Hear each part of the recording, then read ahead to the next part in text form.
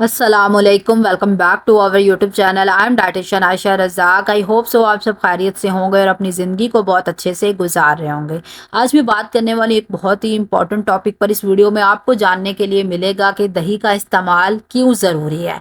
रमज़ान में दही कैसे एक सुपर फूड के तौर पर काम करती है। सहरी और अफ्तारी में इसको इस्तेमाल करने के बेहतरीन और आसान तरीके कौन से हैं।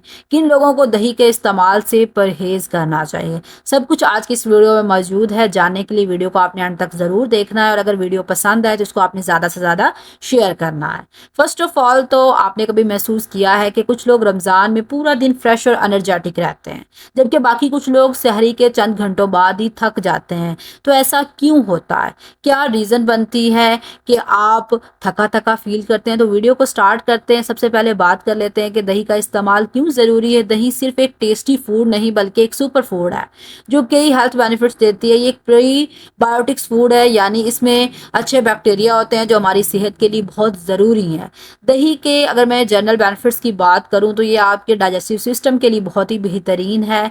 आपके इससे गट बैक्टीरिया जो हैं वो अच्छे होते हैं। ये इन्फेक्शंस और बीमारियों से बचाती है। आपकी ओवरऑल इम्यूनिटी जो है वो इसके इस्तेमाल से मजबूत होती है। मजीद मैं बात करूँ तो इसमें मौजूद कैल्शियम और वाइटामिन डी आपकी हड्डियों, आपके दांतों को मजबूत बनाते हैं। इसमें मौजूद प्रोटीन्स और अदर वाइटामिन आपके मसल्स के लिए बहुत अच्छा काम करते हैं, आपको एनर्जी देते हैं। और इसमें मौजूद वाटर कंटेंट आपको ताज़ा और हाइड्रेटेड महसूस करवाता है, जिससे आपकी जो डिहाइड्रेशन है वो काफ़ी हद तक दूर हो जाती है। तो अगर आप दही को अपनी डाइट का हिस्सा बनाएंगे तो ये आपकी सेहत को बहुत बेहतर बना सकती है, ख़ास तौर पर रमज़ान के इस बाबरकत महीने में। अब रमज़ान में दही का इस्तेमाल किस तरह से किया जा सकता है, इसको बेहतर तरीके से कैसे इस्तेमाल करें। सहरी की अगर बात करें तो सहरी का वक्त होता है आपके दिन भर की ताकत और हाइड्रेशन को मेंटेन करने का। अगर आप दही का सही इस्तेमाल करेंगे तो आपको एक लंबी देर तक एनर्जी और हाइड्रेशन मिलेगी। सहरी की बात कर लेते हैं कि आपने इसको किस तरह से सहरी में यूज़ करना है। तो फर्स्ट ऑफ ऑल आप दही में ओट्स डाल के यूज़ कर सकते हैं।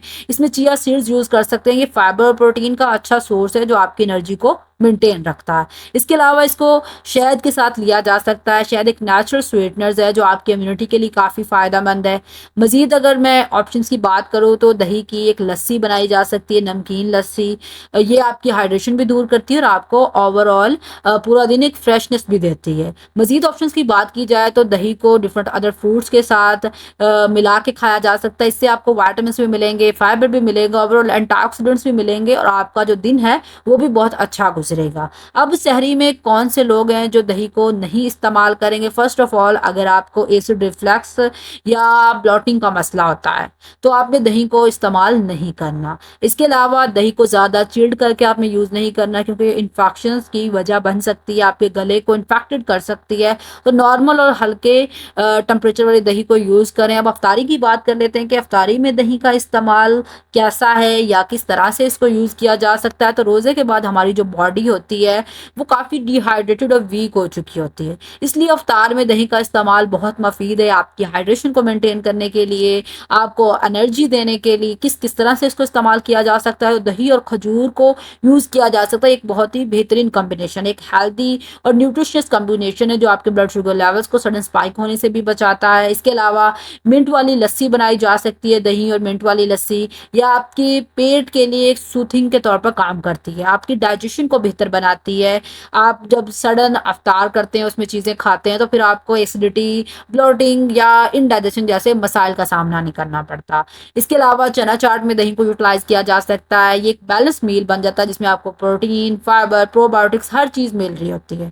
फ्रूट्स के साथ मिक्स करके उसकी स्मूदीज बनाई जा सकती हैं जो कि रिफ्रेशिंग और एक हेल्दी ऑप्शन है अफ्तार के लिए। अब अफ्तारी में ऐसे कौन से लोग हैं जिन लोगों को दही का इस्तेमाल किसी भी फॉर्म में नहीं करना चाहिए? फर्स्ट ऑफ ऑल अगर आप बहुत ज़्यादा ठंडा दही या हैवी लस्सी पीते हैं तो ये आपके पेट के मसाइल पैदा कर सकती है, इसलिए आपने ट्राई करना है कि नॉर्मल टेम्परेचर वाली दही का इस्तेमाल करें।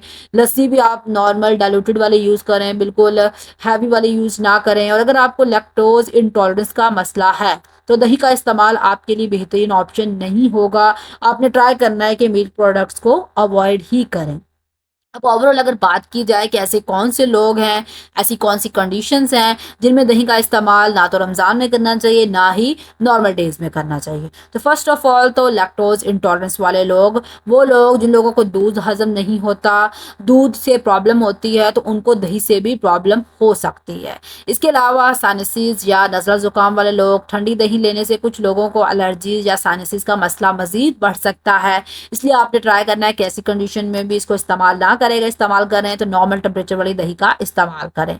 इसके अलावा अगर आपको आईबीएस या गैस का मसला होता है तो दही का कम से कम इस्तेमाल करें, या आपकी इस कॉम्प्लिकेशन को मज़ीद बढ़ा सकती है। रमज़ान में दही एक बेस्ट फूड है जो आपकी हाइड्रेशन, आपकी एनर्जी और डाइजेशन के लिए बहुत मुफीद है। आप इसे सहरी रफ्तारी दोनों में खा सकते हैं, बस सही तरीके से इसको इस्तेमाल किया जाए। अगर आपको ये वीडियो पसंद आई है तो इसको लाइक करें, कमेंट करें, अपने दोस्तों के साथ शेयर करें, और अगर आप न्यूट्रिशन से रिलेटेड मजीद मालूमात चाहते हैं तो मेरे चैनल को सब्सक्राइब करना मत भूलें। इंशाल्लाह मिलेंगे नेक्स्ट वीडियो में एक अच्छे से इंफॉर्मेटिव टॉपिक के साथ। तब तक अपना बहुत ज़्यादा ख्याल रखें, मुझे दुआओं में याद रखें, और ट्राई किया करें कि रमज़ान में कम से कम फ्राइड आइटम्स का इस्तेमाल करें, ऑर्गेनिक चीज़ों को ही ट्राई करें, ताकि आपकी सेहत भी बनी रहे और इबादत भी अच्छे से आप कर पाएँ। अल्लाह हाफिज़।